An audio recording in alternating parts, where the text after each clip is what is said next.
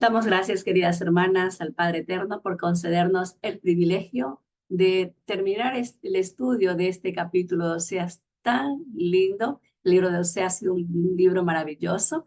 Y bueno, hoy día hemos llegado al último capítulo, el capítulo 14. Una historia hermosa que termina con una nota de amor, una invitación a la reconciliación. En los capítulos anteriores hemos sido confrontadas en nuestras actitudes, exhortadas en el pecado. ¿Por qué? Porque hemos vivido con un corazón dividido, con una balanza siempre inclinada a nuestro favor. Pero también hemos sido instruidas, hemos sido capacitadas con sabios consejos, consejos que como esposas, como madres, como hijas, como abuelas, necesitamos escuchar para nuestro crecimiento espiritual y para bendición de nuestro hogar. Y a través de cada capítulo, con lágrimas, hemos adquirido sabiduría, porque sabemos que la reprensión a veces nos duele un poquito y hemos llorado, sí. Pero esa sabiduría que ha venido de parte del Padre ha sido para que nosotras podamos edificar en nuestros hijos, dejando ese legado de mujeres de Dios a nuestras hijas y a nuestras familias, a todas las personas que amamos. Y también hemos recibido esa consolación de parte de Dios que nos ha dicho que nos ama y que volvamos. ¿Por qué? Porque si el pecado es grande, mayor es la gracia del Señor, como dice el apóstol Pablo en Romanos capítulo 5, verso 20. Dice, pero donde abundó el pecado, sobreabundó la gracia. Y así como reinó el pecado en la muerte, reine también la gracia que nos trae justificación y vida eterna por medio de Jesucristo, Señor nuestro. Ningún capítulo en la Biblia puede ser tan rico en misericordia como este último capítulo de Oseas. Es por eso que a este capítulo yo le puse como tema, el que a ti viene alcanzará misericordia. Y también debemos recordar que ningún libro de la Biblia puede ser tan terrible en su juicio como el libro de Oseas. Así que, amadas hermanas, ahora sí, vamos pues a estudiar estos 9 versículos, porque este capítulo es bien cortito, es de apenas 9 versículos. Y vamos por el versículo 1, que dice así. Vuelve, oh Israel, al Señor tu Dios, porque por tu pecado has caído. Ya entendimos que esta palabra volver significa regresar al punto de partida. Y trayendo un poquito de historia sobre este último capítulo de Oseas, dice que tras el descubrimiento de los rollos del Mar Muerto, aquí nos dice algo muy interesante. ¿Por qué? Porque el rollo de Oseas indica que este versículo, ¿sí? Este versículo no podía estar solo como si fuera un versículo independiente a un capítulo solamente, porque recordemos que este capítulo es un capítulo lleno de mucho amor para el pueblo de Israel. Pero aquí vemos que este capítulo tiene reprensión, ¿sí? Porque dice, vuelve, oh Israel, al Señor tu Dios, porque por tu pecado has caído. Entonces, este versículo no es el final del anterior, ni el principio de este capítulo, ¿sí? Sino una declaración por sí misma. Y lo que dice, y lo vamos a ver porque es lo que está diciendo en el capítulo 13, que es el último versículo, el versículo 16, donde dice que por tu pecado has caído, ¿sí? Dice así, Samaria será asolada porque se rebeló contra su Dios. Caerán a espadas sus niños, serán estrellados y sus mujeres encintas serán abiertas. Cuando Oseas escribe esta profecía, Samaria era todo lo que le quedaba al reino del norte. Samaria era el lugar donde el rey gobernaba, el rey de Israel gobernaba. Y como habían realizado un tratado que le permitía al rey gobernar mientras pagara una gran suma de tributo a Siria, y cuando, en este caso, cuando ya el rey de Israel ya no pudo pagar o ya no quiso pagar, entonces el rey de Siria determinó derramar toda su furia, toda su venganza, apuntando hacia la capital de Samaria. Y es terrible el castigo que Samaria va a recibir debido a su rebelión, porque lo que está diciendo aquí en el verso 16 es, Samaria será asolada, porque se rebeló contra su Dios.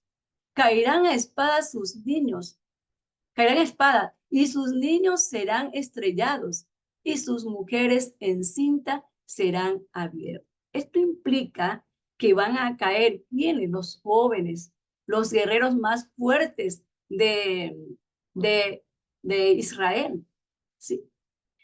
Y dice que sus amantes o sus amados, ¿sí? Estrellarían a sus niños y sus mujeres en cinta serían abiertas. Entonces, la imagen que está viendo aquí el profeta es terrible. O sea, deja por un momento las metáforas y habla en términos claros y realistas. Y dice, lo que viene es una guerra tan horrible que van a haber niños o bebés estrellados en las paredes y mujeres en cinta muriendo con los vientres abiertos. Israel definitivamente se rebeló contra Dios. Por eso Dios va a usar a Salmanasar V como un instrumento de juicio. La ironía es que también Salmanasar y los asirios vienen para castigar a Israel por su rebelión política.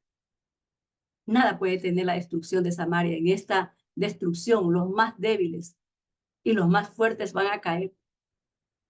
Y van a caer, como dice aquí su palabra, a espada. ¡Qué horror! Va a sufrir Efraín por los guerreros voraces de Asiria. Todos van a caer a espada. Sus niños, como dice, serán estrellados, sus mujeres en cintas abiertas. Por eso es que Osea, como vimos en el capítulo 9, verso 14, viendo proféticamente hacia el futuro, ora a Dios diciendo, nos vamos a este versículo, diciendo, ¿qué debería pedir para su pueblo? ¿Qué debería pedir para tu pueblo, Señor? ¿Qué es lo que yo debo pedir en este momento cuando Osea se presenta delante del Señor? Y Osea dice, pediré matrices que no den a luz y pechos que no den leche. Está diciendo el Señor, es mejor que queden estériles todas estas mujeres. Es mejor que no tengan hijos. Es mejor que esos hijos nunca nazcan para que no vean ni sufran esos horrores. ¿Por qué? Porque esta gente buscó la fertilidad mediante cultos religiosos, paganos, ¿sí? ¿Y qué fue lo que encontró ahí? Encontró fue la muerte. Pero el Dios de amor, por medio del profeta Oseas, le pide a Efraín que vuelva. Y le dice, vuelve, oh Israel, al Señor tu Dios vuelve. Pero el pueblo aquí tenía la oportunidad con este llamado, porque este llamado viene de parte de Dios por medio del profeta Oseas, ¿sí? El pueblo podía regresar al Creador, podía regresar a su Dios y pedirle que le perdonara, porque le estaba aquí pidiendo que regresara a él, que volviera a él. Pero él, Israel, no escuchó. Lamentablemente, esa generación no quiso escuchar el llamado del Señor. Pero esta generación que somos tú y yo, esa generación que son nuestros hijos, que son nuestra descendencia, ¿sí? Nuestra familia, podemos regresar ahora mismo y nuestros pecados, como dice el Señor, serán perdonados. ¿Por qué? Porque para eso vino nuestro amado Mesías, para rescatar a sus ovejas perdidas, como lo dice en Mateo capítulo 15. No he sido enviado, sino las ovejas perdidas de la casa de Israel. El pueblo se alejó y se perdió y terminó tan lejos que el pueblo necesita regresar al pastor de las ovejas. Jesús dijo, yo soy el buen pastor y el buen pastor su vida da por sus ovejas.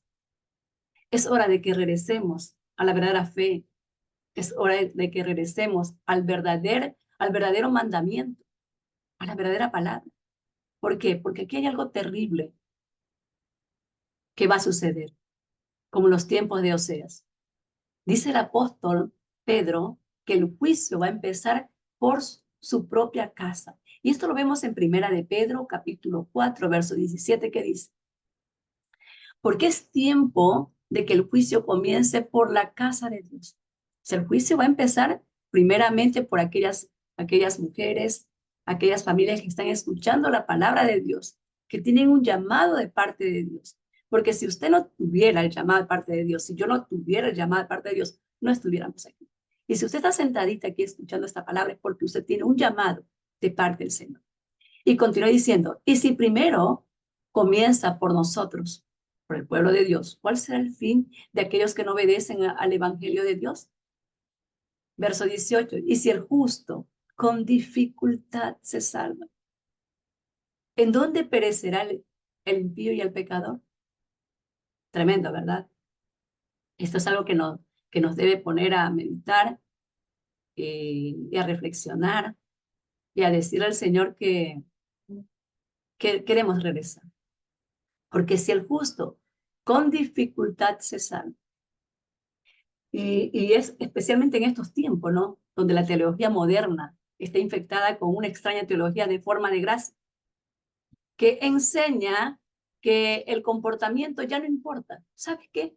Ya no importa si tú guardas los mandamientos o no, porque el Señor murió por nosotros los pecadores y por lo tanto el Señor es un Dios de amor y ya no tenemos la necesidad de nosotros. Yo he escuchado estos mensajes y ya no tenemos nosotros por qué guardar los mandamientos del Señor. Eso fue para un tiempo, fue para una determinada generación, que fue para Israel.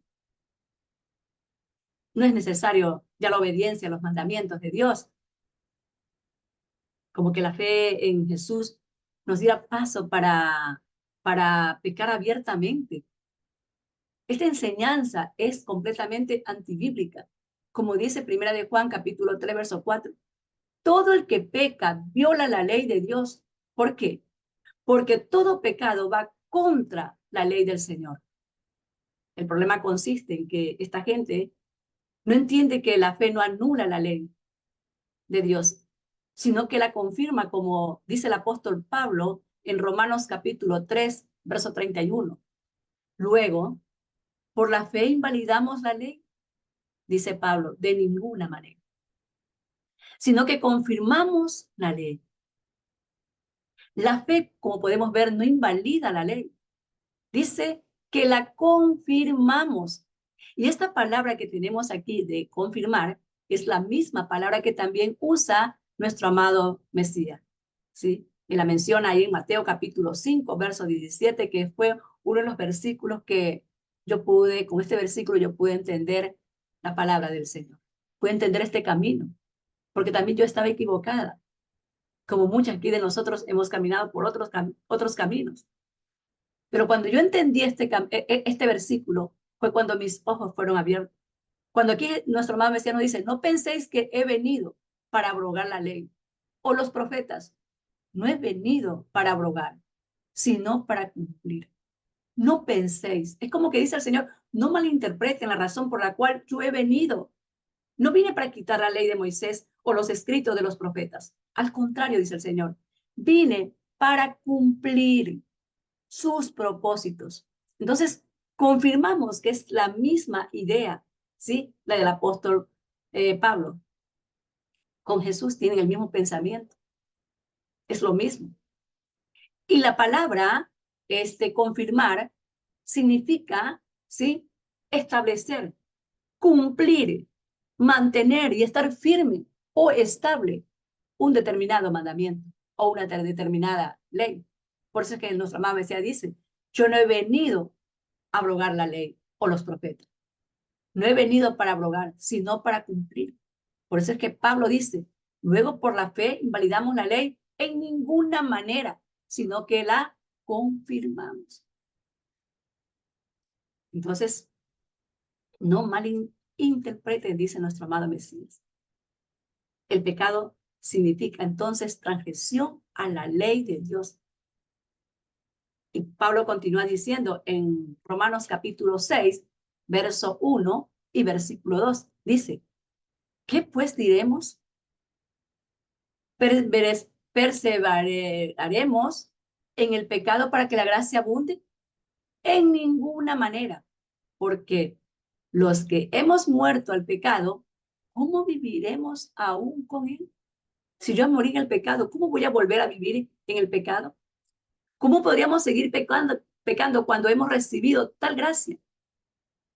Cuando ya hemos muerto al pecado.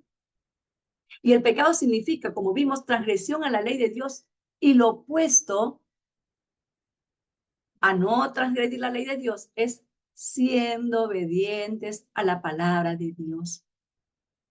No que yo obedezca un determinado escrito, un determinado libro y los otros a un lado. No. Toda la palabra, toda la escritura, como dijo el apóstol Pablo, es útil para enseñar, para redarguir, para corregir en justicia. Entonces, y el pecado, por ejemplo, el pecado significa transgresión a la ley de Dios. Entonces, si el pecado significa transgresión a la ley de Dios, entonces, ¿cómo yo puedo continuar pecando? Por eso que Pablo dice, de ninguna manera podríamos seguir viviendo en el pecado. Es imposible. ¿Por qué? Porque el que se acerca a Dios, aquello algo muy importante, el que se acerca a Dios cambia. ¿Por qué? Porque la palabra del Señor entra a nuestro corazón o entra en el corazón del hombre y lo transforma. Entra el corazón de una persona y lo cambia. Porque la palabra de Dios es la que puede cambiarnos. Es la palabra de Dios la que puede transformarnos. Es la palabra de Dios. Entonces, el que tiene la Torá en su mente sabe que necesita a Dios para ser salvo. El que tiene en su mente, tiene los escritos de los profetas, tiene los escritos de los salmos, tiene los evangelios, tiene las cartas de los apóstoles. Esa persona sabe que necesita a Dios para vivir correctamente de acuerdo a la voluntad del Padre. Entonces, nuestra única esperanza es la misericordia de Dios, a pesar de que no podamos merecer el perdón, porque ahí cuando nos damos cuenta que no merecemos el perdón. Ahí cuando nos damos cuenta que cuando estamos en la palabra del Señor, cuando vemos esta Biblia y comenzamos a leerla y comenzamos a escudriñar y comenzamos a revisarlos, todos estos escritos, no merezco, ahí decimos yo no merezco el perdón de Dios. Pero como continuamos leyendo, ¿sí? Podemos tener la seguridad y la certeza de que Dios es misericordioso y quiere restaurarnos. Por eso viene esta palabra, para restaurarnos. Él quiere restaurar mi matrimonio. Él quiere restaurar mis hijos. Quiere restaurar mi familia. Quiere restaurar mi economía. Él quiere restaurar todo lo que Él me ha dado a mí. Entonces ahí cuando yo entiendo que el Señor quiere lo mejor para mí. Porque los pensamientos que Él tiene acerca de cada uno de sus hijos no es para mal, como dice su palabra, sino que para bien. Entonces Él quiere restaurarnos. Y así se lo expresó a Israel, justo antes del exilio. Y este anhelo de restauración está sucediendo justo ahora, para las que estamos aquí, entendiendo que esta historia fue escrita sobre nosotras. Las que en cada rincón de la tierra estamos escuchando la voz del buen pastor y deseamos retornar para escondernos en su salvación. Estas palabras de salvación es para nosotras. Esta palabra de salvación que le está enviando o está prometiendo a Israel son para todos nuestros hijos, son para nuestras generaciones, son para nuestras familias. Y por eso es que el Señor dice, vuelve, oh Israel, vuelve a tu Dios. Esta profecía tenemos que recordarla, amadas hermanas, de volver. Es para aquellas mujeres que necesitan la sabiduría de Dios, necesitan la instrucción de Dios, necesitan regresar porque entienden y comprenden que le han fallado a Dios. Y por eso esta palabra es para ti, mujer de oración. Vuelve de las cuatro esquinas de la tierra, vuelve a tu Dios. Es lo que el Señor está diciendo, vuelve a todo este grupo de mujeres. Vuelve Dira, vuelve Yamila, Rosy, vuelve Indira, vuelve Matilde, vuelve Carito, vuelve Jocabet, a todas estas mujeres, vuelve Esther, vuelve Mariuxi, vuelve, donde donde te encuentres, donde estés, y escuchas esta palabra de volver, esa palabra es para ti. Vuelve, vuelve. Llevad con vosotros, dice el versículo 2, con vosotros palabras de súplica y volver al Señor y decirle, quita toda iniquidad y acepta el bien y te ofreceremos la ofrenda de nuestros labios. Llevad con vosotras palabras de súplica. El arrepentimiento sincero comienza con la confesión, ¿sí? Es decir, comienza declarando, como dice primera de Juan, capítulo 1, verso 9. Ahí dice que si nosotros confesamos nuestros pecados, fiel y justo es Dios para perdonar nuestros pecados y para librarnos de toda culpa. Llevad con vosotros palabras de súplica. Decirle al Señor, Señor, yo estoy de acuerdo contigo, Señor. De verdad que yo necesito cambiar. Necesito que tú me limpies, que tú me laves. Porque a mí no me va a librar los dioses falsos. Tú eres el que me libra. Tú eres el que me rescata, no el otro. Perdóname porque puse mi confianza en el lugar equivocado. Perdóname, Señor. El arrepentimiento de Israel debe venir de un corazón donde rechace toda infidelidad a Dios, tanto política como espiritual. En la vida espiritual no podemos jamás poner a Dios en una maleta y decir, bueno, Señor, este es mi tiempo contigo.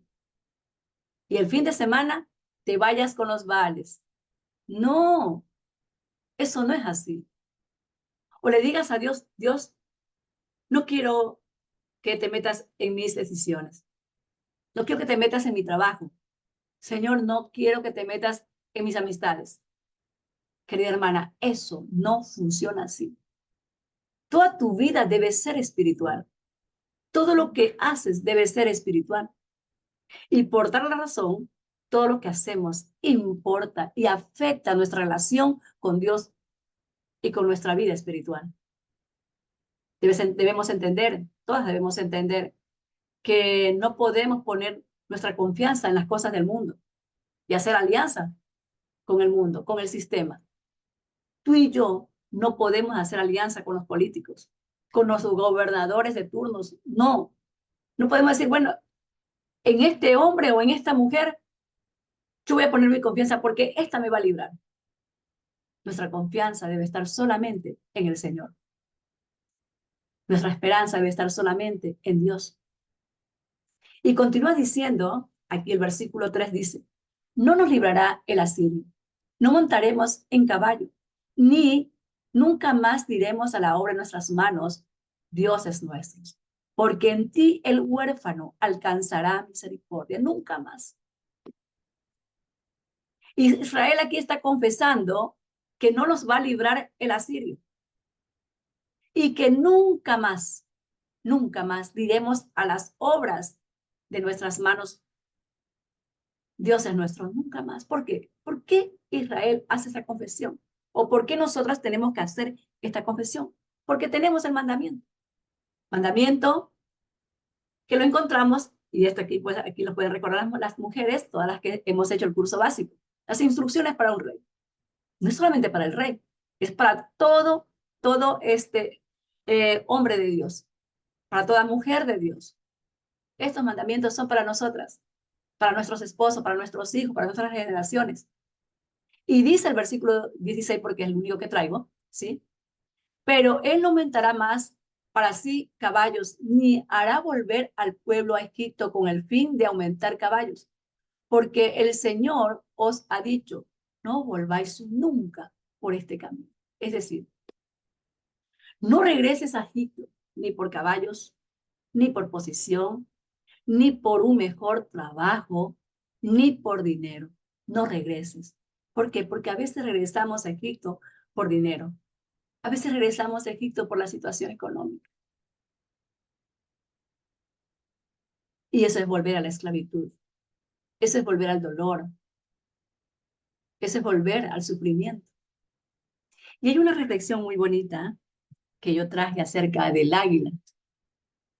El águila tiene solamente un enemigo que se atreve a picotearlo y vamos a ver lo que hace el águila, porque a mí me impactó mucho mientras yo hacía este estudio y justamente llegó a mí esta reflexión acerca del águila. Y yo dije, wow, tremendo, tremendo, tenemos que aprender acerca del águila. Y dice así, y que ella trae unas figuras del águila.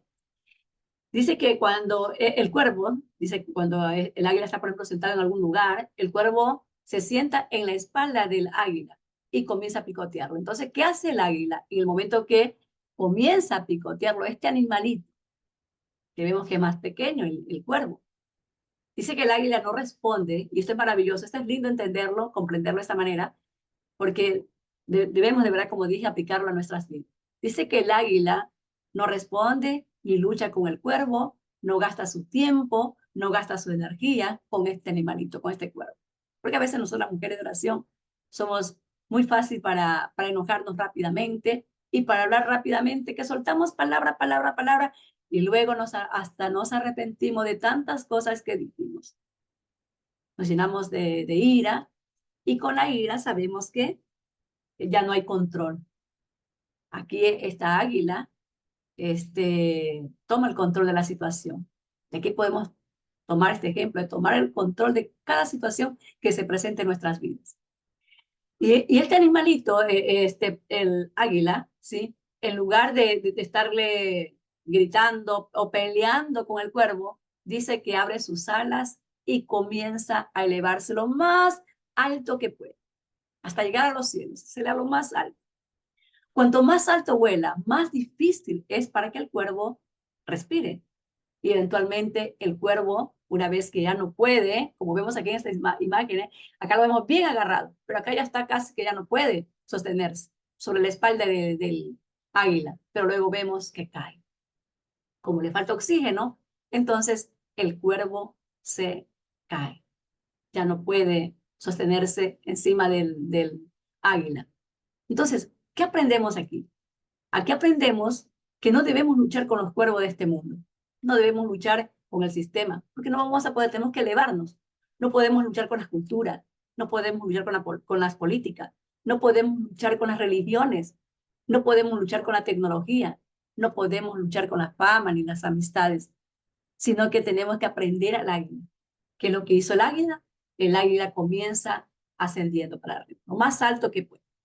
Tú y yo somos llamadas a ascender así como el águila. ¿Ascender en qué? En pureza, ascender en fidelidad, a ascender en honestidad, ser lo más honesta que podamos.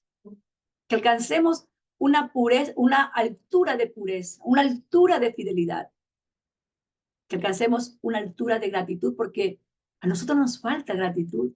Viniendo los problemas, nos olvidamos de todo lo que Dios ha hecho en nuestras vidas y nos volvemos ingratos.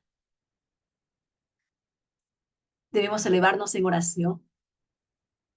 Somos llamadas a orar, a interceder, a clamar al Señor. Y tenemos que elevarnos, porque una vez que nosotros nos elevamos, los cuervos se van a caer. Elevarnos en alabanza, adorar al Padre, alabarlo en nuestra circunstancia, sea buena o sea mala. Mientras más alabamos al Padre, los cuervos todos se van cayendo. Y en adoración, adorar al Padre. Adóralo, adóralo. Adorémonos. Y los cuervos caerán. Porque los cuervos pueden seguirte en el viaje, pero pronto caerán. Porque no pueden sostenerse. Así que debemos acudirnos como el águila y mantenernos firmes en el propósito, en el enfoque por el cual hemos sido llamadas. Y continúa diciendo el versículo 3, en ti el huérfano alcanzará misericordia. En ti el huérfano alcanzará misericordia. Cuando Dios sacó a Israel de la esclavitud en Egipto, lo adoptó como hijo. Pero el pueblo, con la idolatría, anuló el pacto y se convirtió en huérfano. Pero Dios se compadece de los huérfanos, porque eso es lo que nosotros aprendemos tanto en los salmos como en los proverbios. Dios se compadece de los huérfanos. Y así Israel puede regresar a la relación del pacto con Dios. En nuestra miseria espiritual, queridas hermanas, en nuestra orfandad, Dios sabe responder cómo auxiliarnos. ¿Por qué? Porque Dios se compadece de los huérfanos. Dios se compadece de esa mujer viuda que ha quedado. Dios se compadece de las madres solteras que tienen que trabajar duro para el sustento de sus hijos, para llevarles el pan a su casa. Dios se compadece de esa mujer descarriada que le dice al Señor, Señor, yo reconozco que he pecado como María Magdalena. Reconozco mi pecado, Señor, reconozco que te he fallado, que he hecho todo lo malo. ¿Qué fue lo que le dijo Jesús a esa mujer? Que se la trajeron y se la tiraron ahí al frente y le dijeron, mira, la hemos encontrado en pleno adulterio.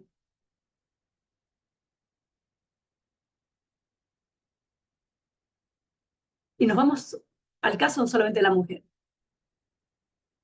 Cuando esta mujer fue liberada por Jesús, Jesús le dijo a esta mujer una palabra que siempre cala en mi mente y en mi corazón. Vete y no vuelvas a pecar. A esas mujeres el Señor tendrá misericordia. La misericordia del Señor las alcanzará. A esas que sufren, que lloran en silencio, el Señor tiene misericordia. A las enfermas, a las que están pasando por diferentes procesos de salud, el Señor tiene misericordia. De esas que son procesadas como Job, que están diciendo al Señor, ya no puedo más, Señor. Pero al final, el Señor tiene que cumplir el propósito por el cual Él ha enviado aquella prueba.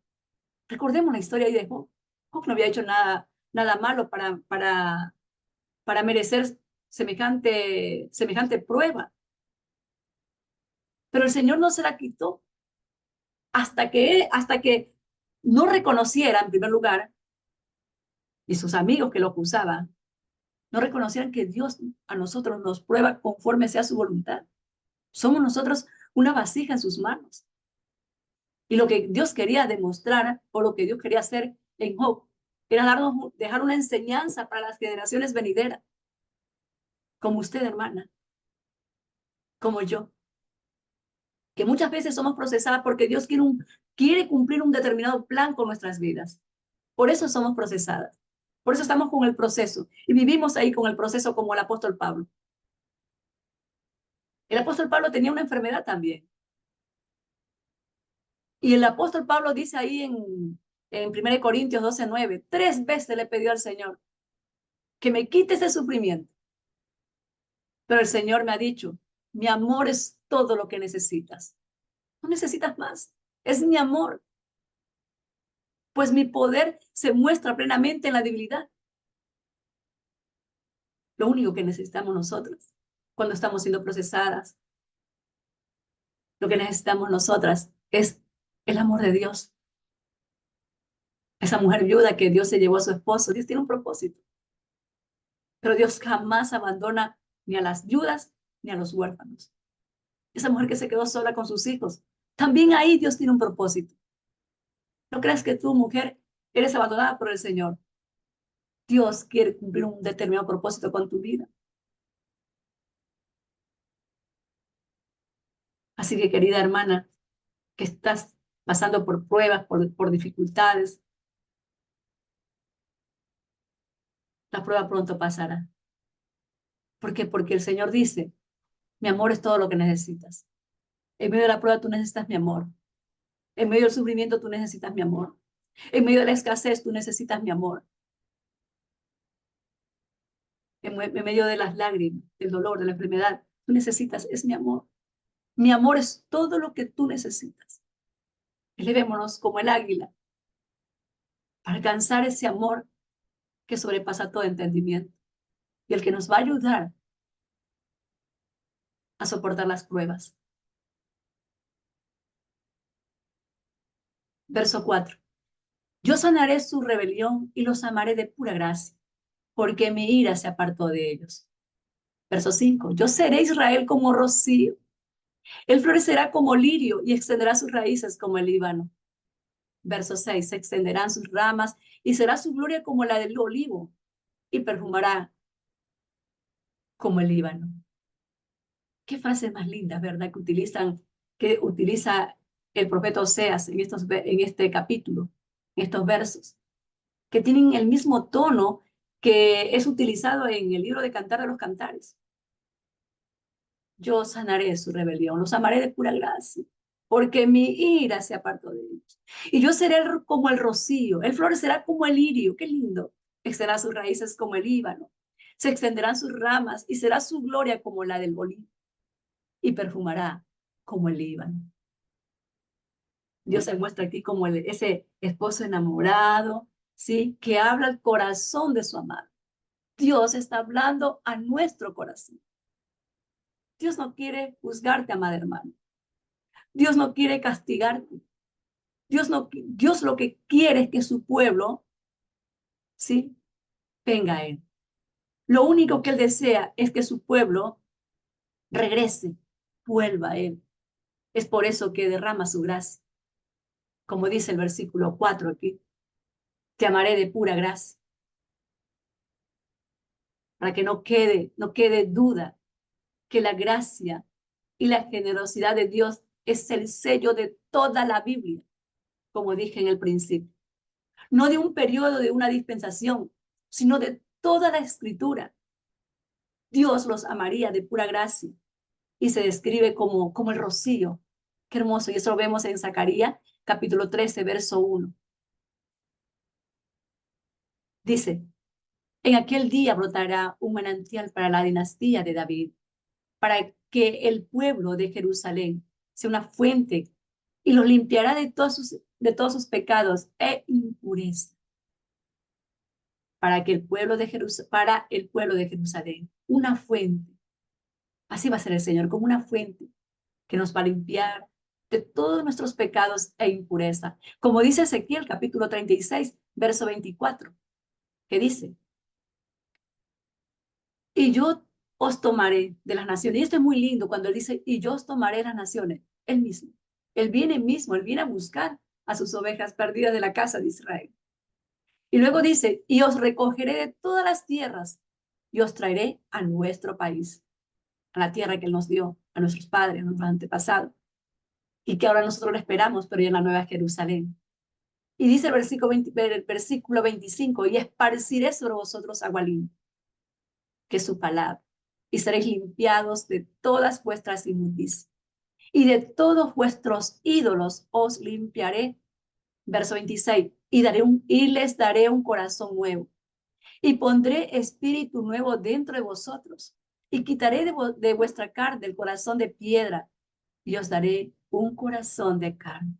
Aquí el Señor promete recogernos, de primeramente venir a nosotras, luego de recogernos del lugar donde nos encontremos, y luego esparcir, luego darnos su palabra, limpiarnos de todos nuestros pecados, de todas nuestras inmundicias, de todos esos ídolos. Y luego promete quitar ese corazón de piedra y darnos un corazón de carne. ¿Para qué? Continúa diciendo el versículo 27 que tiene respuesta. Para poner su espíritu en ti, en mí.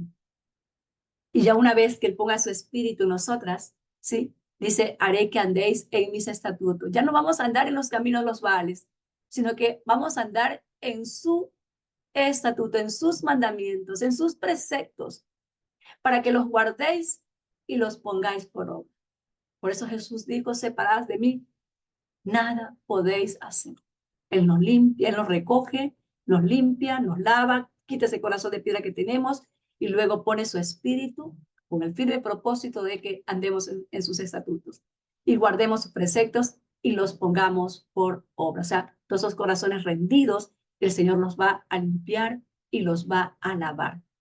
Verso 7 dice, y volverán y se sentarán bajo la sombra, serán vivificados como trigo y florecerán como la vid, su olor será como del Líbano, del vino del Líbano. Continuamos viendo estas palabras, esta carta de amor que el Señor tiene para Israel. Y cuando dice volverán a sentarse bajo sus sombras, es como recordar, oírnos al Salmo 91, que dice, el que habita el abrigo del Altísimo morará bajo la sombra del omnipotente Dios. Es decir, el que habita el abrigo del Altísimo encontrará en él descanso. ¿Sí?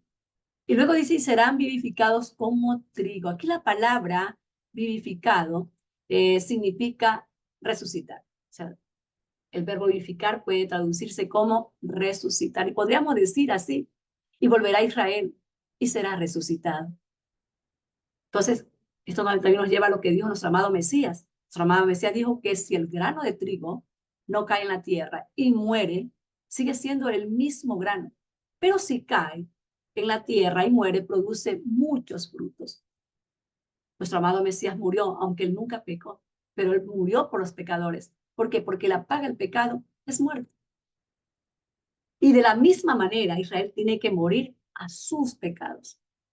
Tú y yo tenemos que morir a nuestros pecados para que cuando venga el Mesías, venga a recoger su fruto que eres tú, que soy yo, que son nuestros hijos, que son nuestras generaciones, que son todo aquel que oye esta palabra, la escucha y la pone por obra.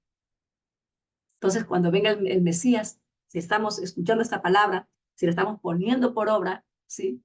Si la hemos recibido con amor, entonces seremos halladas en él.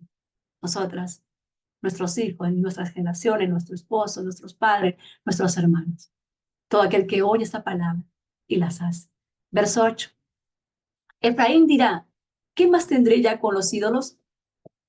Yo lo iré y miraré. Yo seré a él como la haya verde y de mí será hallado tu fruto.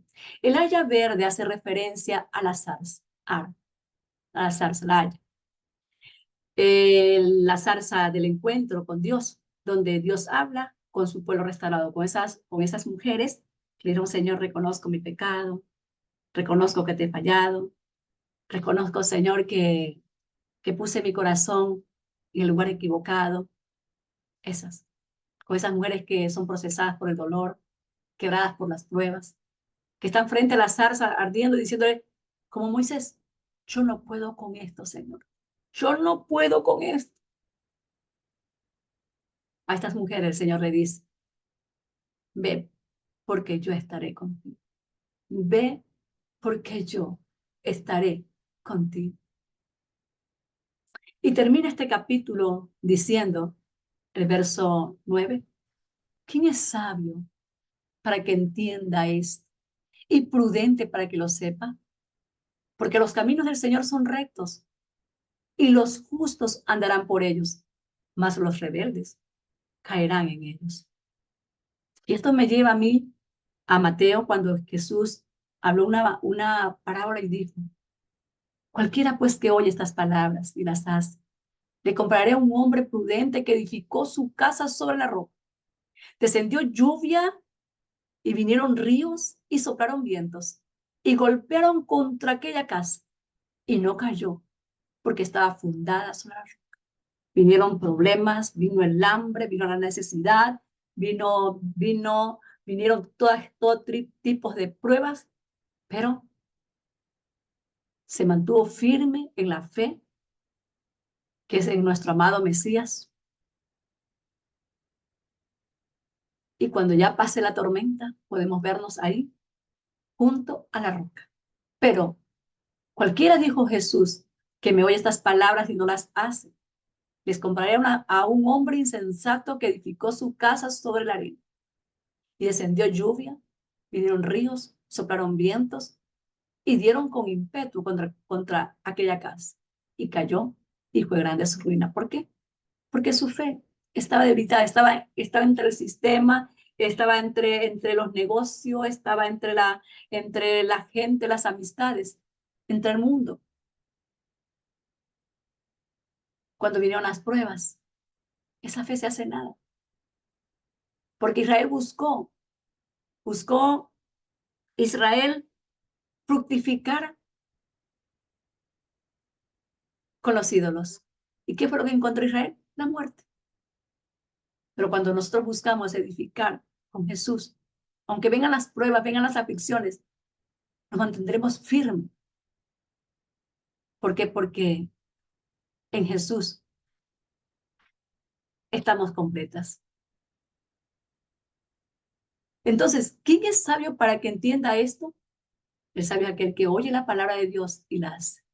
En cambio, el necio escucha estas palabras, tampoco las hace. O sea, no las quiere ni escuchar, se hace oído sordo y tampoco las hace. Entonces, viniendo las pruebas, tropieza en ellas. Porque dice, yo no puedo, yo no puedo seguir adelante. Entonces, si está enferma, buscando los brujos, los hechiceros, para que lo sanen. Si no tienen dinero, si están pasando necesidad en su casa, van y se enredan en los negocios ilegales. Si tienen problemas en su casa, entonces van a buscar ser felices en otro lugar. Fracasan. Israel no escuchó a los profetas enviados por Dios y tropezó, como dijo el apóstol Pedro en el capítulo 2, verso 8. Tropezaron porque no obedecieron el mensaje. Desecharon la palabra de Dios.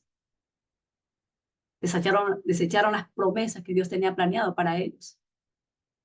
Entonces, hermanas, todo este libro, sus 14 capítulos, tratan sobre Israel alejándose de los caminos de Dios.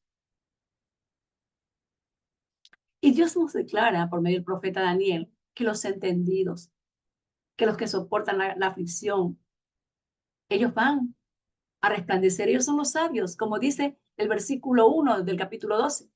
En aquel tiempo se levantará Miguel, el gran príncipe que está de parte de los hijos de él, tu pueblo. Y será tiempo de angustia, cual nunca fue desde que hubo gente hasta entonces. Pero en aquel tiempo será libertado tu pueblo, todos los que se hallen escritos en el libro, todos los que tengan Torah en su mente, en su corazón, todos los que hayan guardado esta palabra, todos estos mandamientos, estatutos y preceptos, y los hayan puesto por obra. Y muchos de los que duermen en el polvo de la tierra serán despertados, unos para vida eterna y otros para vergüenza y confusión perpetua. Pero los entendidos resplandecerán como el resplandor del firmamento, y los que enseñan la justicia a la multitud como las estrellas a perpetua eternidad. Las entendidas, aquellas mujeres mansas, humildes, que ponen por obra la palabra de Dios. Esas pacientes que esperan pacientemente el proceso, que esperan pacientemente la prueba, que esperan pacientemente en la aflicción, que sabiendo que pronto pasará. Esas mujeres compasivas, esas mujeres limpias de corazón, las que guardan su corazón, las que guardan su mente para no pecar contra el Señor, las que cuidan sus ojos, las que cuidan sus manos, sus pies, para que no se deslicen en caminos resbaladeros,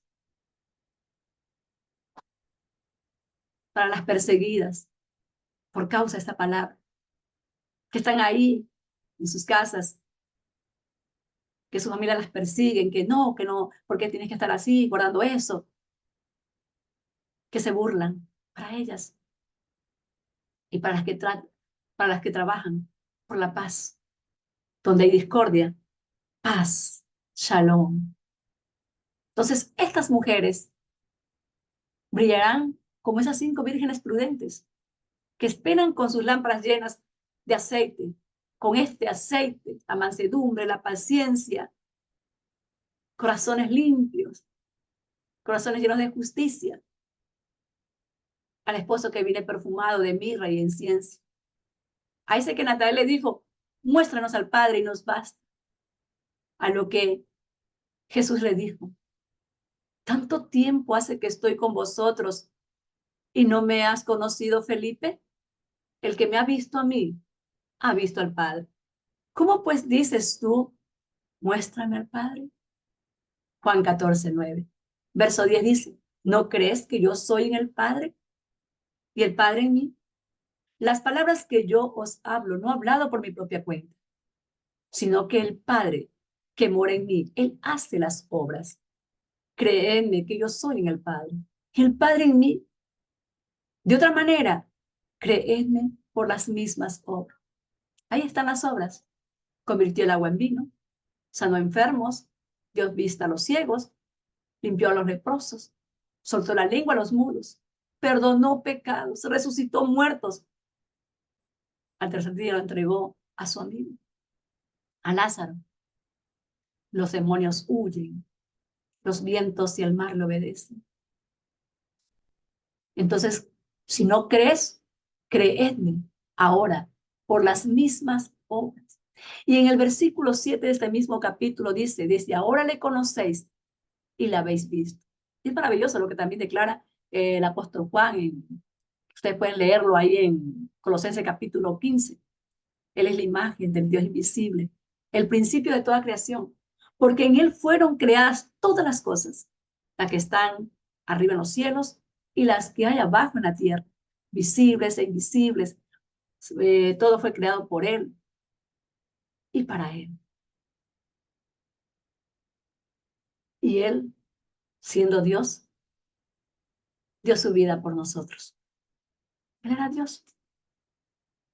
Si no crees que yo soy en el Padre y el Padre en mí, que las palabras que yo hablo, Dios Jesús no ha hablado por mi propia cuenta, sino que el Padre que mora en mí, Él hace las obras. Entonces creedme que yo soy en el Padre y el Padre en mí. Y derramó ese amor incondicional. ¿Dónde? En una cruz, como dice Filipenses, capítulo 2, verso 6, el cual siendo en forma de Dios, no estimó el ser igual a Dios como a cosa que aferrarse, sino que se despojó a sí mismo, tomando forma de siervo y hecho semejante a los hombres. Y estando en la condición de hombre, se humilló a sí mismo, haciéndose obediente hasta la muerte de cruz. Y aquí vamos terminando. Él es el océano que grita desde la cruz. Consumado es. Inclinando la cabeza, entregó su espíritu. La palabra consumado es en el hebreo significa Gomer. Es como que le dice Gomer, Gomer. Y habiendo inclinado la cabeza, entregó el espíritu. Regresa, regresa, oh Israel. Vuelve, tu deuda está cancelada. Estabas desnuda en el mercado de esclavos y yo te compré a precio de sangre para que puedas otra vez estar en pacto conmigo. Te he lavado y te estoy vistiendo de lino fino resplandeciente. ¿Cuál es ese lino fino resplandeciente? ¿Cuál es ese vestido? Pues son las obras de los santos. Zacarías capítulo 8, verso 2 dice, así ha dicho el Señor de los ejércitos, celación con gran celo y con gran ira la celé. Así dice el Señor, yo restaurado a Sión, moraré en medio de Jerusalén, y Jerusalén será llamada ciudad de la verdad, y el nombre del Señor de los ejércitos, monte de santidad. El Señor está en el proceso, queridas hermanas, de reunificar a las dos casas de Israel, la casa del norte y la casa del sur. Y nos va a hacer un solo palo en su mano, un solo pueblo, un solo rebaño. Ya no van a haber más señores ni más reyes. Un solo rey, un solo Señor. Esta es la historia de amor jamás contada que va a llenar la tierra con el gozo de la promesa cumplida. El pueblo que no era pueblo será llamado pueblo mío, y esto lo vimos en el capítulo 1. De la que no tenía misericordia, recibirá misericordia. Y todos los hijos de Israel, todas las ovejas perdidas entre las naciones, ya no andarán como huérfanos, sino que serán llamados hijos del Dios viviente. Y así termina esta bella historia de amor. El libro de Oseas nos ha hablado con claridad que Dios nos ama apasionadamente. Así que, amada hermana, yo te invito hoy a levantar, como dice Isaías, tus ojos, tu mirada. Alza tus ojos alrededor y mira, todos estos se han reunido, han venido a ti. Vivo yo, dice el Señor, que de todos, como de vestidura de honra, serás vestido, y de ellos serás seguida como novia. No mires a la tormenta, sino que alza tus ojos y mira aquel que reúne a sus hijos que vienen de lejos. Entre ellos están tus hijos, están tu esposo, están tus padres, tus hermanos, porque tú eres una mujer llamada a orar, a interceder por ellos. Y hay una promesa más aquí en Isaías, en el versículo 22 que dice, y esto dice el Señor Dios, alzaré mi mano hacia las naciones y levantaré mi bandera para que la vean los pueblos. Traerán en brazos sus hijos y cargarán sobre sus hombros a sus hijas. Qué maravilloso. Y tú y yo, que hermanas somos esos extranjeros que están viniendo al Dios de Abraham, al Dios de Isaac y al Dios de Jacob a beber y a comer de la raíz, quien es Yeshua, Jesús, como tú quieras llamarlo.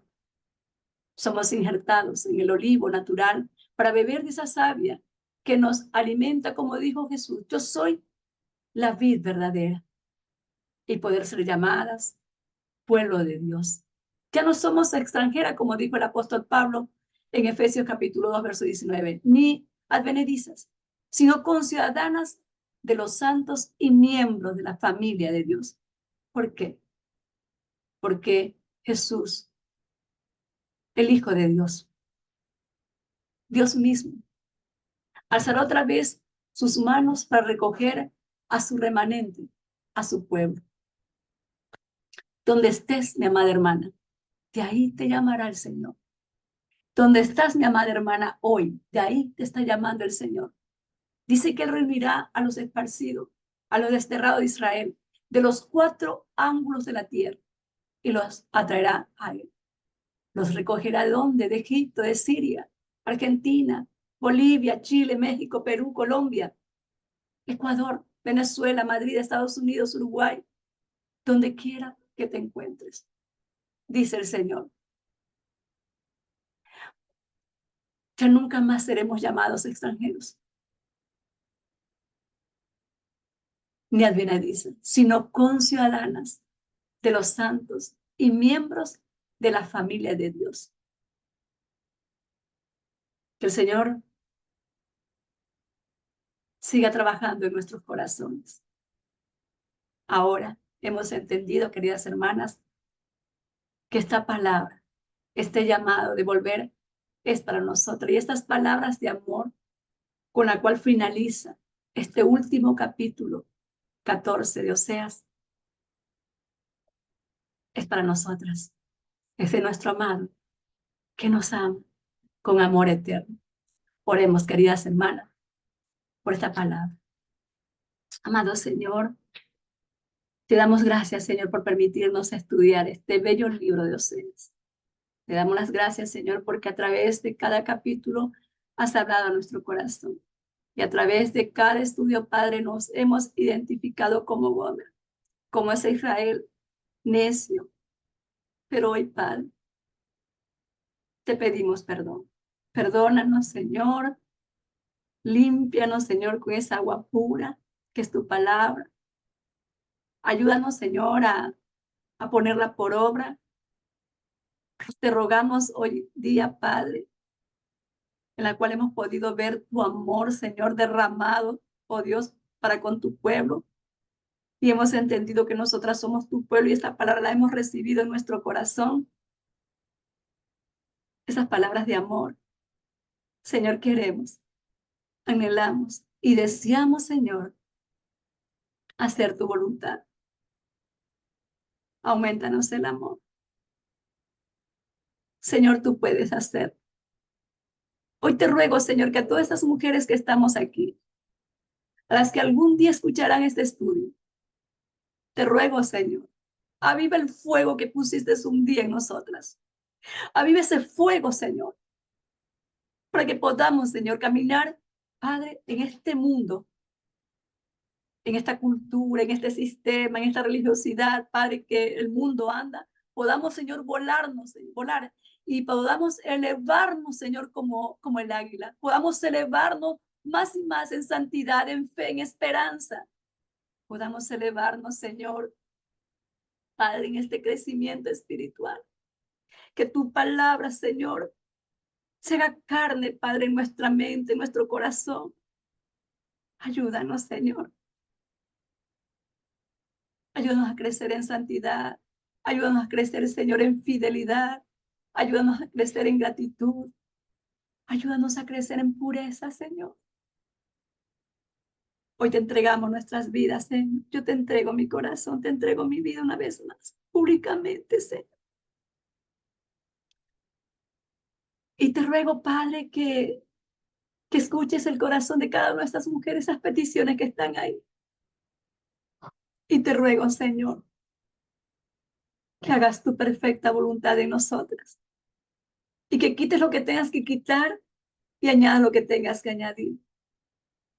Y permítenos ser ejemplo para nuestros hijos, para nuestras hijas. Ejemplo para aquellos que, Señor, nos están mirando, Dios. Permítenos, Padre amado, exaltar su nombre en cada momento de nuestras vidas, en cada situación en la que estemos atravesando.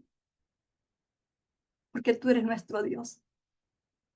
No hay nación que tenga un Dios como el Dios de Israel, como el Dios de Israel, un Dios que oye, un Dios que escucha, un Dios que perdona a su pueblo y que tiene misericordia de su pueblo,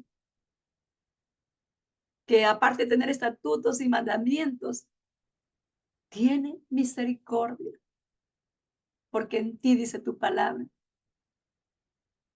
alcanzaremos misericordia. Gracias por este tiempo, gracias por tu palabra, gracias por cada una de estas mujeres que están aquí, Señor, bendícelas, guárdalas en tu nombre y que esta palabra, Señor, quede grabada en su corazón y ellas las puedan transmitir a través de su testimonio a sus hijos, a su familia y a sus generaciones. Gracias, Señor. Gracias por habernos permitido estudiar este libro de Oseas. Gracias por habernos permitido, Señor, concluir con este hermoso libro y con esta hermosa historia de amor. Sea para ti toda la gloria, toda la honra y la alabanza en el nombre del Mesías resucitado. Amén, amén, amén.